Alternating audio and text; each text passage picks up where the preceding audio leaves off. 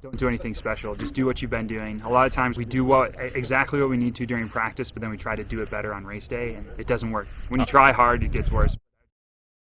How's it going, everybody? Welcome back to the channel. My name is Brian Halligan, and this is my YouTube channel about biathlon. In today's video, we are going to talk about pre-race warm-up routine. And honestly, it's been a while since I've raced, so I actually called in a buddy of mine, Paul Schommer, to give his breakdown of what he does before the race. Yeah, thanks for having me on the channel, and I'm excited here to help share what I do before races to prepare for competitions. Paul is a member of the US Biathlon team, and he even has his own YouTube channel, Biathlon Uncharted, because he has some really awesome videos from World Cup venues around the world and kind of just sharing his experiences on the World Cup. But today, Paul's going to give a breakdown of his pre-race routine. Oh man, I guess pre-race routine kind of starts like in May when you start training, but I would say that the very first steps of training for competition is creating a training plan that leads up to that competition. So that may start even 3 weeks in advance, structuring your training plans to have some base, then maybe some intensity, and then also a recovery period right before the competition. So that's like the biggest picture of it all. More immediately within the week, generally try to have some recovery in the days leading up to the competition, maybe even an off day or two, a couple of days before, and then I generally like to train into a competition because I'd like to have my body awake and ready to go for that competition, which also includes a harder workout either two days in advance or 1 day prior to the competition to kind of wake the body up, ready to go. You don't want to come in just doing like really slow workouts and stuff. It doesn't really prepare your body to go fast for the race. And what do those workouts look like? Are they L3 or are they just like punchy, short, fast stuff? I guess that kind of does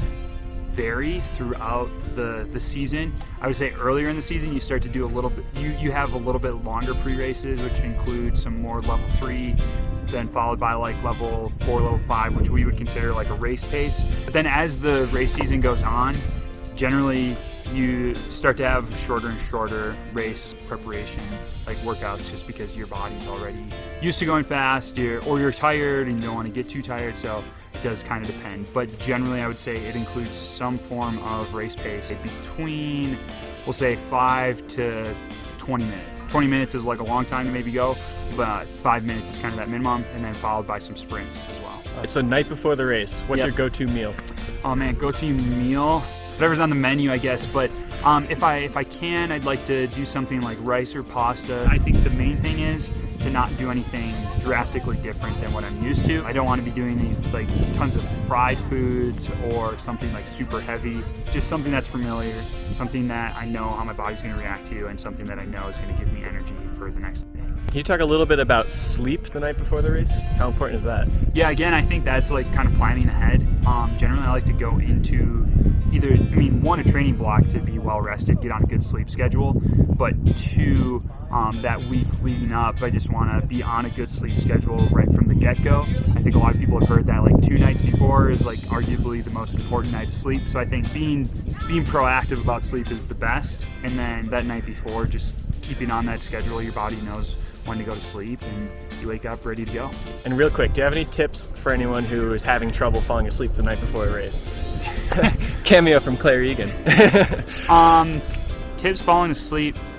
I think the big thing is just having a good mindset, knowing that like not worrying about sleep. If you really want a lot of sleep, I think that's like the worst position to be in. And I think that's part of the reason why I think getting sleep that week before is really important. Because if you have a bad night of sleep the day before your race, it's really not going to matter then, because at that point you're already rested. Okay, so morning of the race, what are you having for breakfast? Kind of my go-to recently has been pancakes or flapjacks. I think those work great. With real syrup? Or? Oh, of course, yeah. I grew up with fake maple syrup, but now I can't go back to it for all those Vermonters out there.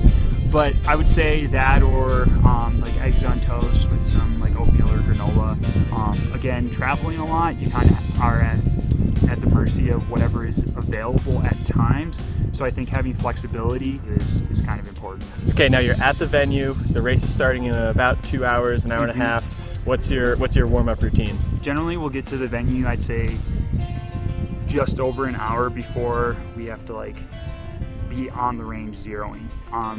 Generally, I'll get my stuff ready, get dressed, and then go to rifle check first. Always get my rifle check before I zero. Warm up for probably 10 to 15 minutes before I'm on the range ready to zero. And then I would say in the past I used to do a lot more warm-up. I'd say that even this week here in Utah during our trials, you can see that the younger athletes, it's like the younger they are, the longer they warm up. And I just think that I used to warm up for like almost 40 minutes to an hour before a race, but now I'll probably get back out about 40 minutes to 30 minutes, get about 25 minutes of skiing in, and then head to the start and kind of be ready to go. So you're in the start corral. Yep. Your start's coming up in 10 minutes. Yep. What's the last thing going through your mind before you toe the line? Just kind of making sure that I have everything I need. My poles are there, skis are there, magazines are loaded, and then at that point it's just kind of like focusing on, okay, what do I want to try and execute during the race today?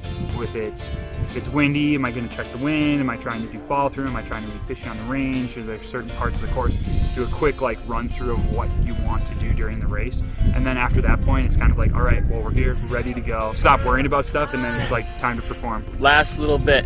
What's the best piece of pre-race advice you've ever gotten from a coach or a teammate or even a fan? I would say the best pre-race advice I've ever gotten is from my coach. Don't do anything special. Just do what you've been doing. A lot of times we do exactly what we need to during practice, but then we try to do it better on race day, and it doesn't work. When you try hard, it gets worse. But I would say the last piece then is my older brother in high school always told me, if you're flowing, keep it going. If you're pressing, you're messing. I think that kind of plays into that same thing that Vagar told me. Paul, best of luck this year. We'll be looking for you on the World Cup. What's your YouTube channel again so people can find you? My YouTube channel is Biathlon Uncharted, and my Instagram is Paul Schommer. Whenever I have time to put together a video. Sweet. I'll leave a link to the channel and the Instagram page in the description down below, so head over, check out Paul. Yeah, thanks for having me.